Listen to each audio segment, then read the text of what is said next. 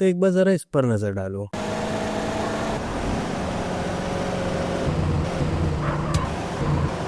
ये था GTA San Andreas का PS2 वर्जन जो कि 32 MB रैम के अंदर चल रहा है। और अब जरा तुम इस पर नजर डालो। Still, ain't so bad. I'ma be a hygiene technician. Coming up. ये था GTA San Andreas का एंड्रॉइड पोर्ट जो कि 4 GB रैम में चल रहा है। डिफरेंस क्लियर है। एंड्रॉइड वर्जन कितना बकवास लग रहा है किसी ने बस बना ही दिया, और PS2 वर्जन कितना ज्यादा अच्छा लग रहा। तो आखिर एंड्रॉइड पोर्ट्स इतने बकवास क्यों होते हैं रॉकस्टार गेम्स के? जैसे बली का पोर्ट भी काफी अजीब सा था, टेक्सचर भी अजीब लग रहे थे, और लैग इतना क्यों करता था ये अच्छे से अच्छे डिवाइस में। तो आज मैं इस वीडियो में तुम्हें एक पोर्ट्स के बारे में एक चीज बताने वाला हूँ कि एंड्रॉइड पोर्ट इतने घटिया क्यों होते हैं PS2 के कंपैरिजन में, और वही सेम PC के पोर्ट भी थोड़े से डाउनग्रेड क्यों होते। मोस्ट पीपल सोच रहे होंगे कि एंड्रॉइड फोन के हार्डवेयर में बहुत ज्यादा एडवांटेज थी, क्योंकि PS2 का प्रोसेसर वही कोई 200 मेगाहर्ट्ज के आसपास था, और वही एंड्रॉइड का प्रोसेसर जो था उस टाइम पर स्नैपड्रैगन 800 टॉप एंड वाला, वो 2.3 गीगाहर्ट्ज का। गीगाहर्ट्ज और मेगाहर्ट्ज में फर्क क्या है? तो जो 1 गीगाहर्ट्ज होता है वो 1000 मेगाहर्ट्ज के इक्वल होता है।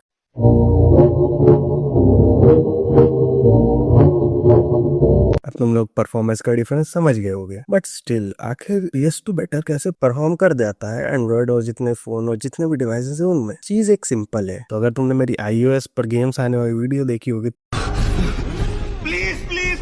तो मैंने उसमें एक चीज की बात की थी जो था फिक्स्ड हार्डवेयर, और तुमने वीडियो नहीं देखी तो मैं उसको फिर से बताऊंगा।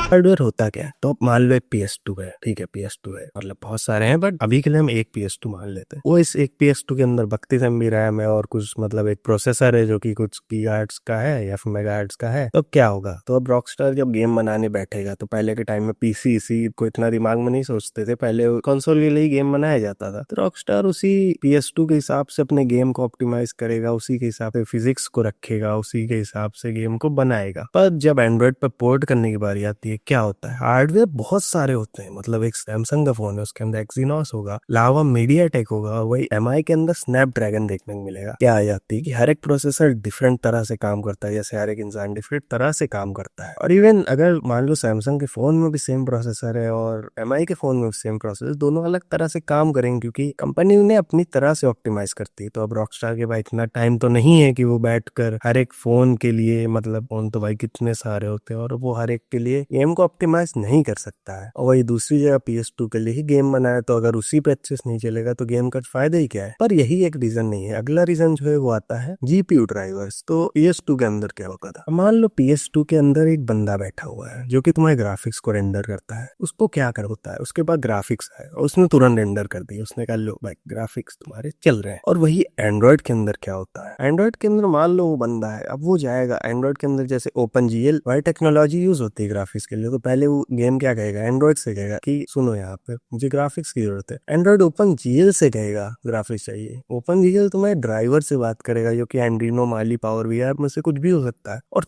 तब जाके तुम्हारा GPUs ग्राफिक्स को रेंडर कर पाएगा। तो ये बहुत सारी लेयर्स को फॉलो करता है, इसलिए तुम्हारा PS2 के अंदर गेम काफी स्मूथ चलता है और तुरंत चलता है। और एंड्रॉइड के अंदर तुम्हें लोडिंग टाइम्स ज्यादा देखने को मिलते हैं, और कभी कभी ग्राफिक्स भी अलग देखने को मिलते हैं। पावर वीआर अलग तरह से रेंडर करता है ग्राफिक्स को, माली अलग तरह से, एंड्रीनो अलग तरह से। तो वही बात है, तुम्हारा फोन मतलब वीक तो नहीं है। डिफरेंस आ जाता है कि चीजों को PS2 डायरेक्ट परफॉर्म करता है, वही फोन्स को बहुत ज्यादा लेयर से होकर गुजरना पड़ता है। एक चीज और आती है फिजिक्स पे।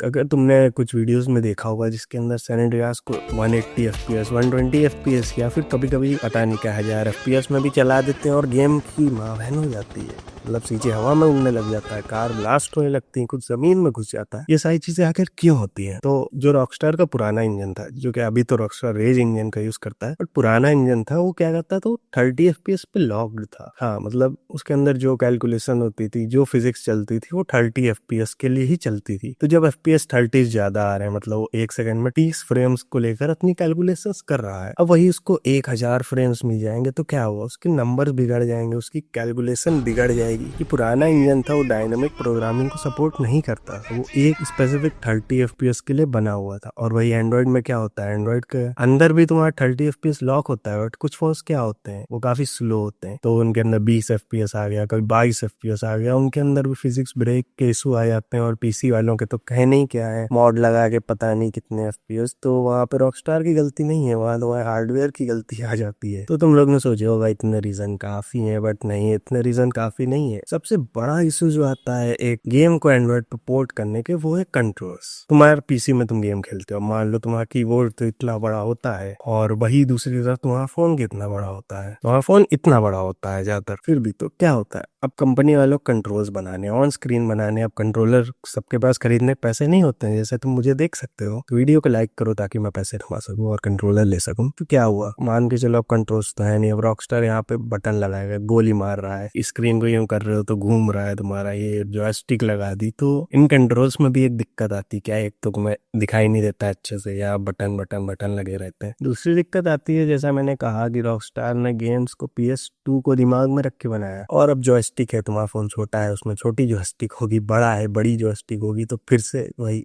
गेम इंजन अपनी कैलकुलेशन ढंग से नहीं कर पाएगा। तुम जॉयस्टिक इधर कर रहे हो, वो थोड़ा देर में जाएगा, डिले होगा, पर इतना डिफरेंस नहीं दिखता है कंट्रोल्स के अंदर। बट स्टिल कुछ फोनों में तुम्हें देख सकता है, अगर तुम बहुत पुराने फोन में खेल रहे हो या फिर टैब में खेल रहे हो, तुम्हें शायद कुछ प्रॉब्लम देखने को मिल सकती है। और आता है आखिर में एक प्लॉट ट्विस्ट। तुम लोग क्या कहोगे अगर मैं तुम्हें कहूँ कि ये पोर्ट्स जो थे वो रॉकस्टार ने कभी बनाए ही नहीं?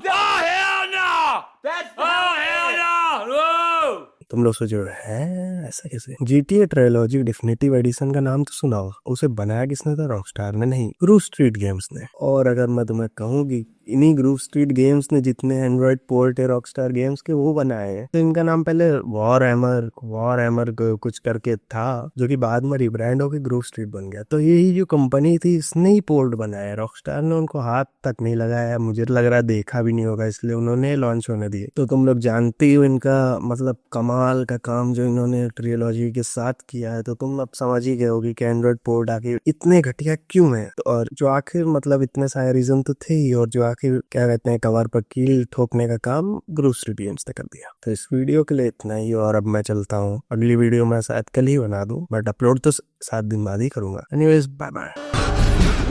प्लीज प्लीज मुझे मत मारो, मुझे जीना है। प्लीज प्लीज मुझे मत मारो, मुझे जीना है।